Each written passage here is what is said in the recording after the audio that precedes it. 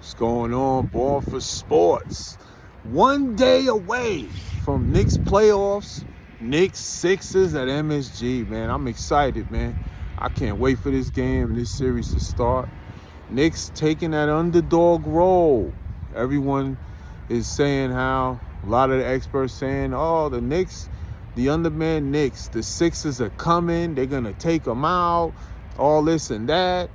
Fraud number 2 seed. Even had one of the scrubs on the Sixer bench saying how the Knicks are the easier opponent. They wanted the Knicks in the first round. Shit is crazy, but you know what? That's okay with me as a Knicks fan. I don't know about you guys, but most real Knicks fans know better to have this happen.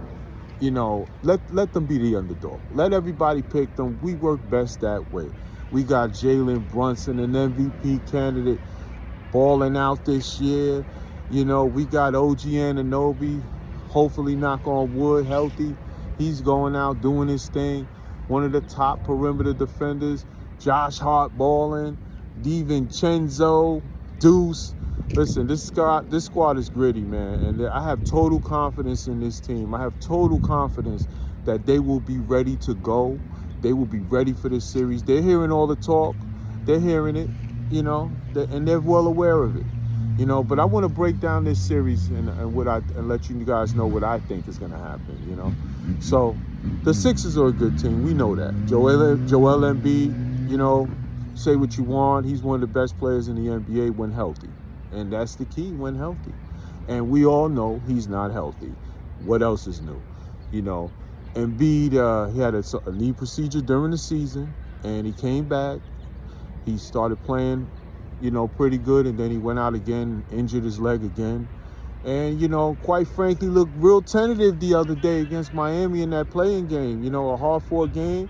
You know, he did his thing, what he could do, but you could see clearly he's not himself. You could see it clearly that he is hobbled out there and less than 100%. And I think that helps the Knicks in this series, not for nothing. And I think that most likely it's good if Jalen Brunson is able to do his thing in the way he does, which it will not be easy because we know teams are going to gear to stop him, especially knowing Randall is not going to be playing in the playoffs. This, quite frankly, he could be the better player in this series and the best player overall in this series because of Embiid's injuries. You know, he basically played a stretch 5 role the other day against Miami in the last game they played. So he's not jumping, and I saw that Kendrick Perkins said on social media that he hasn't even had a dunk since returning. Think about that. So that tells you he's favoring that leg, and he's less than 100%. Now, it doesn't mean he's not going to be an effective player. It doesn't mean he's not going to be one of the best players still in this series, because anytime he plays, he is a factor, and you must account to stop him. But I don't anticipate him being dominant, and that's a big deal for the Knicks. You know, that's a big deal. He's not going to be dominant Embiid. It doesn't mean he won't be a factor, though. So the Knicks will have to have, you know, bodies on him. And I think Ihart and I think Mitch Robinson, they're up for the challenge, man. Not for nothing. I think they're up for the challenge. Listen, this is where Mitch can definitely shine, coming off his injuries and coming off the bench. I think his key defense, along with Ihart, is going to be key. Now, we all know Mitch is limited offensively, so Embiid won't have to worry too much there. But besides offensive rebounding, I should say. But Ihart can score, and he can hold his own in there and make Embiid work and make him move. And that's the key. The Knicks have to make Embiid work. They can't let him just camp out and gather and just do his thing and just kind of get through the game. They got to make him work. That means they got to attack him offensively. They got to go to the rim. They got to make him, you know, switch on things and account for other players. You know, they have to do that. They have to do that. And defend and when he has the ball offensively, they got to throw bodies at him, bang with him, push him out as far as possible, and make him become a jump shooter, because it's going to be a big key to that.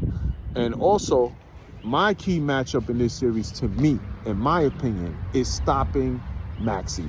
That is the key to me as a Knicks fan. We got to stop Maxey. We cannot let him go off, man, because it's going to make things easier for the Sixers to get by offensively. It's going to make it easier, especially with a less than 100% Embiid.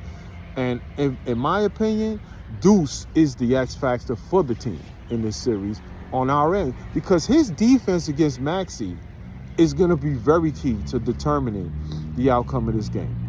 Very key. Deuce, we all know what he can do defensively. He has turned it up a notch. He has improved offensively this year. He's shown he's up for the challenge. But this is a different animal now. It's the playoffs, man.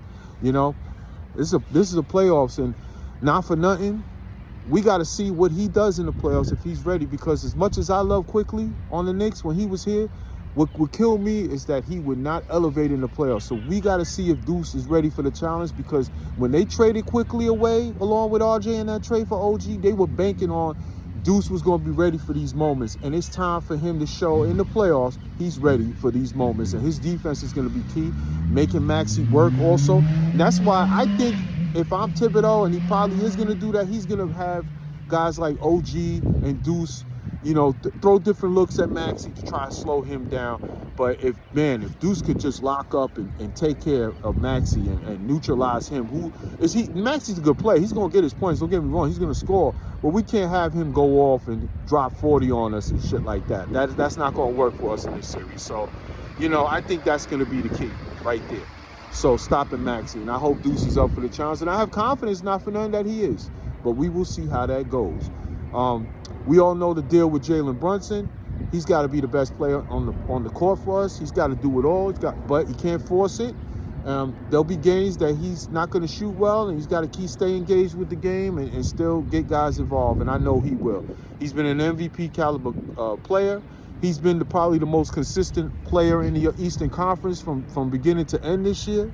He's an MVP candidate, like I said, and the best point guard in the Eastern Conference in 2023-2024 season. You can argue with your mother. I don't even want to hear it. You can tell me whoever you want to tell me. I know you watch Jalen Brunson every day. You know what us Knicks fans are talking about. So all in all, it's going to be an interesting series. I'm excited, man. I'm at work, hyped up. I got my Knicks gear on. It's NYK all day, baby. Knicks in 6 is my prediction. Like and subscribe to Born for Sports. Let's go Knicks, baby.